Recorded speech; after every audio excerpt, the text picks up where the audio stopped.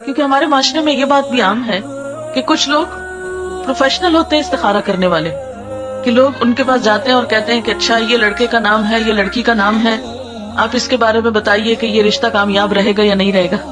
اب آپ دیکھیے کہ تیسرے شخص کو کہاں سے پتا چل گیا، اس کے پاس کون سا سورس ہے یہ جاننے کا کہ اس نے کل کے فیوچر میں جھانک کے دیکھ لیا آج یہ رشتہ کامیاب ہوگا یا نہیں ہوگا۔ ایسی چیزیں بھی انسان کے لیے توہمات کے دروازے کھولتی ہیں اور اس کے لیے پریشانیوں کا سبب بنتی ہیں، اور ایسی چیزوں پر بھی یقین نہیں کرنا چاہیے کیونکہ اللہ کے سوا غیب کا علم کسی کو نہیں۔ اچھا، پھر بعض لوگ یہ کہتے ہیں کہ کسی اور کو کہتے ہیں کہ تم میرے لیے استخارہ کر کے دو۔ اب آپ دیکھیں استخارے کی دعا میں لکھا ہے یا اللہ اگر یہ بات میرے لیے اچھی ہے تو کر دے۔ اب اگر کوئی آپ کے لیے استخارہ کر رہا ہے تو وہ کیا پڑھے گا کہ میرے لیے اچھی ہے تو کر دے، یا زیادہ زیادہ یہ کہے گا یا اللہ اس کے لیے اگر اچھی ہے تو کر دے۔ اچھا، بعض لوگ استخارے کے ساتھ خواب کو لازم کر دیتے ہیں، وہ کہتے ہیں استخارہ اور خواب لازم و ملزوم چیز ہے۔ اکثر لوگوں کو کہا جاتا ہے استخارہ کر لیں تو پھر وہ کہتے ہیں اتنے دن استخارہ کیا ہمیں تو کوئی خواب نہیں آیا ابھی تک ہمیں۔ بہت سے لوگ اس پہ پریشان ہوتے رہتے ہیں، ہمیں نہیں سمجھ آتی، کوئی خواب نہیں آیا ابھی تک ہمیں۔ یاد رکھیے کہ قرآن اور سنت کی روشنی میں استخارے کے لیے خواب کا آنا کوئی ضروری نہیں ہے، وہ سمپلی کیا ہے، ایک دعا ہے، یا اللہ اگر یہ کام اچھا ہے تو مبارک ہو جائے، آسان ہو، نہیں اچھا تو اس کو ہٹا دے، دور کر دے مجھ سے۔ اگر آپ کی دعا قبول ہو گئی تو اس کام میں اگر بہتری ہوئی تو ہو جائے گا، اور اگر ہو گیا تو وہ مبارک ثابت ہو گیا، اور اگر بہتری نہیں تو وہ بات بن ہی نہیں پائے گی۔ استخارہ نہ تو نکالا جاتا ہے اور نہ ہی نکلوایا جاتا ہے، استخارہ تو کیا جاتا ہے۔ اور استخارے کا مطلب کیا ہوتا ہے؟ خیر کی دعا مانگنا۔ ہمارے ہاں اس کا کانسیپٹ کیا ہے کہ ہم یہ سمجھتے ہیں کہ شاید استخارہ غیب کا علم جاننے کا نام ہے، اس کو ہم نے ایک طرح کی فعال بنا لیا ہے، جبکہ فعال لینا بھی اسلام میں پسندیدہ نہیں ہے، کیونکہ غیب کا علم تو اللہ کے سوا کسی اور کو ہے ہی نہیں۔ کل کیا ہونے والا ہے یہ کسی کو نہیں پتا۔ کوئی شخص بھی جو یہ غیب دانی کا دعویٰ کرے یا اس قسم کی کوئی بھی باتیں کرے وہ ہمارے دین میں پسندیدہ نہیں، اسی لیے ہمیں کسی نجومی کے پاس جانے سے منع کیا ہے، ہاتھ دکھانے سے منع کیا ہے، چھپی باتیں معلوم کرانے سے، ازائچے بنوانے سے منع کیا گیا ہے، کیونکہ یہ ساری چیزیں انسان کے لیے نقصان دہ ہوتی، انسان توہمات کا شکار ہو جاتا ہے، انسان کوئی ڈیسیژن نہیں لے پاتا۔ اسی لیے ہمارے دین میں ایسی کوئی چیز نہیں کہ کالی بلی آگے نظر آ گئی راستے میں تو یہ منحوس ہے، یا کوا بول پڑا تو کوئی آ جائے گا، یا جوتی الٹ گئی تو کچھ ہو جائے گا۔ یہ چھوٹی چھوٹی چیزیں جو ہمارے معاشرے میں ہر کلچر میں کچھ نہ کچھ ایسی باتیں عام ہوتی ہیں کہ صبح سویرے اگر فلاں شخص سے ملاقات ہو گئی تو یہ میرے لیے اچھا نہیں۔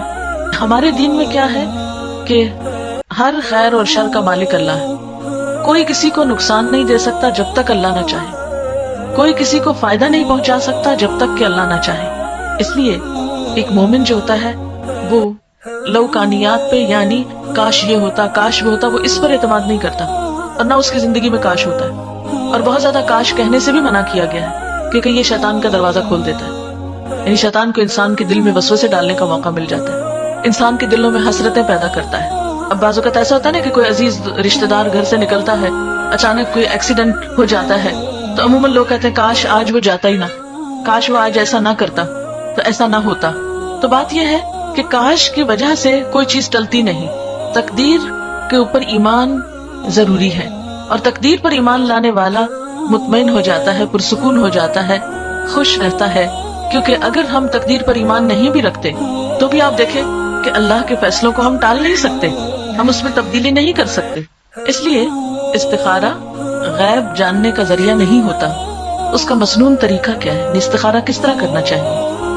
استخارہ زندگی میں جب بھی انسان کو کوئی اہم کام پیش آئے، کوئی اہم معاملہ سامنے آئے، تو اس موقع پر انسان کو 2 نفل پڑھ کر دعا مانگنی چاہیے۔ 2 نفل اس بات کے، اور وہ مسنون دعا کیا ہے؟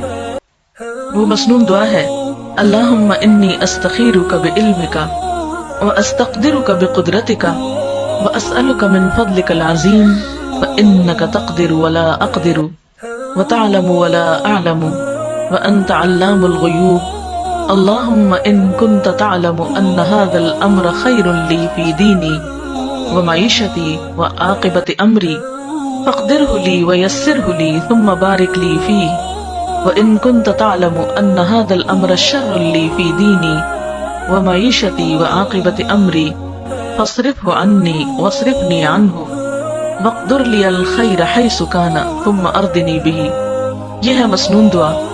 اس کے بارے میں حدیث پاک میں آتا ہے، حضرت جابر رضی اللہ تعالی عنہ کا بیان ہے کہ نبی صلی اللہ علیہ وسلم جس طرح ہمیں قرآن پڑھایا کرتے تھے، اسی طرح ہر کام میں استخارہ کرنے کی بھی تعلیم دیتے تھے. فرماتے، جب تم میں سے کوئی کسی اہم معاملے میں فکر مند ہو تو 2 رکعت نفل پڑھے اور پھر یہ دعا پڑھے. یعنی آپ صلی اللہ علیہ وسلم جیسے قرآن پاک کی کوئی سورت سکھاتے تھے، ایسے ہی یہ دعا سکھاتے تھے اپنے صحابہ کو. اور ساتھ ہی کیا تعلیم دیتے کہ جب بھی کوئی اہم کام ہو، اہم معاملہ ہو، تو کیا کرو؟ نفل پڑھ کر یہ دعا پڑھو. اہم کاموں میں خود مثلا جس کی شادی ایک اہم فیصلہ ہے نا زندگی کا، جس کی شادی ہے وہ خود بھی پڑھے یہ نفل، اور ماں باپ بھی پڑھے، ماں یا باپ دونوں میں سے کوئی ایک پڑھ لے. اس کا ترجمہ کیا ہے اور یہ کیوں پڑھا جائے؟ نبی صلی اللہ علیہ وسلم نے فرمایا، استخارہ کرنے والا کبھی نامراد نہیں ہوتا. استخارہ کرنے والا کبھی نامراد نہیں ہوتا. مشورہ کرنے والا کبھی نادم نہیں ہوتا. اور کفایت شعری سے کام لینے والا کبھی کسی کا محتاج نہیں ہوتا. یعنی جو شخص مشورہ کرتا ہے اس کو پھر شرمندگی نہیں ہوتی، اور جو شخص بچت سے کام لیتا ہے پھر وہ کسی کا محتاج نہیں ہوتا، کیونکہ وہ اپنی ضرورت کے وقت کے لیے پہلے سے ہی تیاری کر کے رکھتا ہے. اور اللہ تعالیٰ سے استخارہ کرنا یعنی ایک طرح سے مشورہ کرنا بھی ہے اور خیر کی دعا مانگنا بھی ہے. یہ انسان کے لیے ایک سعادت کی بات ہے کہ وہ کسی اہم معاملے میں اپنے رب سے مشورہ کر رہا ہے اور پھر اس کے فیصلے پر راضی ہے. اور آپ جانتے ہیں کہ تقدیر پر راضی ہونا جو ہے، تقدیر پر راضی ہونا یہ ایمان کا حصہ ہے. جب ہم استخارہ کرتے ہیں اور اس کی دعا پڑھتے ہیں تو اس کا مطلب کیا ہے؟ دعا کا ترجمے سے ہی آپ کو پتہ چل جائے گا. ترجمہ ہے، خدایا میں تجھ سے تیرے علم کے واسطے سے خیر کا طلبگار ہوں، تیری قدرت کے ذریعے تجھ سے تیرے عظیم فضل کا سوال کرتا ہوں، اس لیے کہ تو قدرت والا ہے اور مجھے ذرا قدرت نہیں، تو علم والا ہے مجھے علم نہیں، تو غیب کی ساری باتوں کو خوب جانتا ہے. خدایا اگر تیرے علم میں یہ کام میرے لیے بہتر ہے میری دین اور دنیا کے لحاظ سے اور انجام کے لحاظ سے، تو میرے لیے اسے مقدر کر دے. یعنی جب کسی بھی کام کے لیے ہم استخارہ کریں تو اس کو ذہن میں رکھنا چاہیے کہ اگر یہ چیز میرے دنیا اور آخرت کے لحاظ سے اچھا ہے تو اس کو میرے لیے مقدر کر دے، یعنی میری قسمت میں کر دے، میرے لیے اس کو آسان کر دے، میرے لیے اس کو مبارک بنا دے. اور اگر تیرے علم میں یہ کام میرے لیے برا ہے میرے دین اور دنیا کے لحاظ سے اور انجام کے لحاظ سے، تو اس کام کو مجھ سے دور رکھ اور مجھے اس سے بچا کے رکھ، اور میرے لیے خیر اور بھلائی مقدر کر دے جہاں کہیں بھی ہو، پھر مجھے اس پہ راضی بھی کر دے. کتنی خوبصورت دعا ہے. یہ ہے دراصل استخارہ کہ اللہ اگر تو یہ چیز میرے حق میں اچھی ہے تو اس کو آسان کر کے مبارک کر دے، اور اگر اچھی نہیں تو اسے ہٹا دے مجھ سے اور مجھے اس سے ہٹا دے. اب آپ سوچئے کہ اس استخارے کی دعا کا نتیجہ کیا ہونا چاہیے؟ یہی نا کہ یا تو کام ہو جائے یا پھر نہ ہو. اگر ہو جائے تو پہلے سے ہی ہم نے دعا مانگ لی کہ اللہ اب یہ ہمارے لیے بہت اچھا ثابت ہو، اور اگر نہیں ہوتا تو بھی ہمیں اس پہ راضی ہو جانا چاہیے، تسلی ہونی چاہیے کہ اللہ کو منظور نہیں اور اس میں ضرور ہمارے لیے کوئی بہتری ہے کہ اس کام کے ہونے کا سبب نہیں بنا.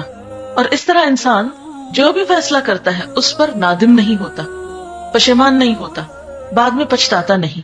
اگر کام کرنے کے بعد انسان سمجھتا ہے کہ بہت اچھا رہا، سب ٹھیک ہو گیا اور اچھا رہا، تو بھی کیا سمجھتا کہ یہ میرے رب نے مجھے عطا کیا ہے، اس کو کوئی تکبر نہیں آتا اس پر.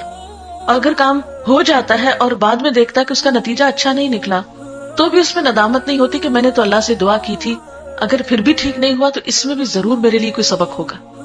کیونکہ قرآن پاک میں یہ بھی آتا ہے نا، عسیٰ ان تحبوا شیئا وہو شر لکم وعسیٰ ان تکرہوا شیئا وہو خیر لکم. ہو سکتا ہے کہ ایک چیز تمہیں بہت پسند ہو اور وہی تمہارے لیے اچھی نہ ہو، اور یہ بھی ہو سکتا ہے کہ ایک چیز تمہیں بالکل اچھی نہ لگتی ہو، تمہارے دل کو نہ بھاتی ہو اور اس میں تمہارے لیے بہت بڑی بھلائی ہو. اس لیے آپ صلی اللہ علیہ وسلم نے کیا فرمایا کہ استخارہ کرنے والا کبھی نامراد نہیں ہوتا. اچھا اب آپ دیکھیے کہ جیسا کہ آپ صلی اللہ علیہ وسلم نے فرمایا ہے کہ خدا سے استخارہ کرنا اولاد آدم کے لیے سعادت کا باعث ہے، تقدیر پہ راضی ہو جانا بھی اولاد آدم کے لیے سعادت یعنی خوش قسمتی کی بات ہے، اور انسان کی بدبختی یہ ہے کہ وہ اللہ سے استخارہ نہ کرے اور خدا کی قضا پر یعنی تقدیر پر ناخوش ہو. یہ بدبختی کی بات ہے.